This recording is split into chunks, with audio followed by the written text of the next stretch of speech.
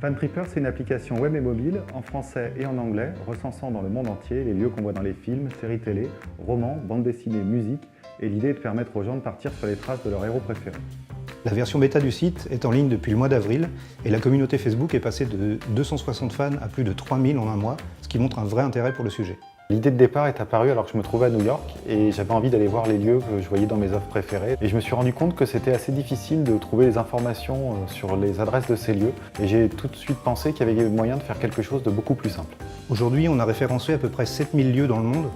Et l'idée, c'est de greffer à ce projet une communauté d'utilisateurs actifs qui vont venir sur le site pour l'utiliser pour préparer leur voyage, mais aussi pour agrémenter le site avec de nouveaux lieux, géolocaliser de nouveaux lieux, ajouter des photos des lieux. Nous, notre modèle économique, c'est l'exploitation commerciale de ces données. C'est-à-dire que la communauté va nous fournir beaucoup de données avec des informations précieuses. On va savoir quels sont les lieux qui sont les plus fréquentés, les plus visités, donc il y a des réels centres d'intérêt.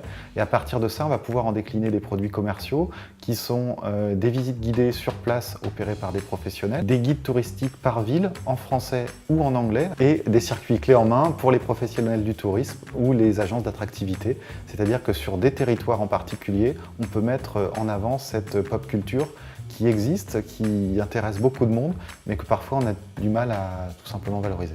Les prochaines fonctionnalités du site sont nombreuses et importantes, notamment la recherche géographique, donc je géolocalise et je vois ce qu'il y a autour de moi. L'idée, c'est aussi de permettre aux gens de créer leur propre circuit, donc on va mettre en place très rapidement la fonctionnalité pour pouvoir créer et partager ses propres circuits de fans. On avait déjà postulé à Créavienne l'année dernière, mais à l'époque notre projet était vraiment trop embryonnaire, donc on n'avait pas été retenu.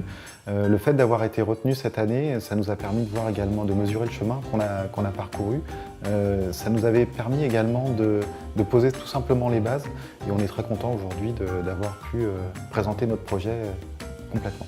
Ça va surtout nous apporter un bon coup de pouce et une bonne visibilité pour faire encore plus connaître le projet et nous aider à le développer parce que c'est vraiment un travail de longue haleine et chaque petit coup de pouce est le bienvenu.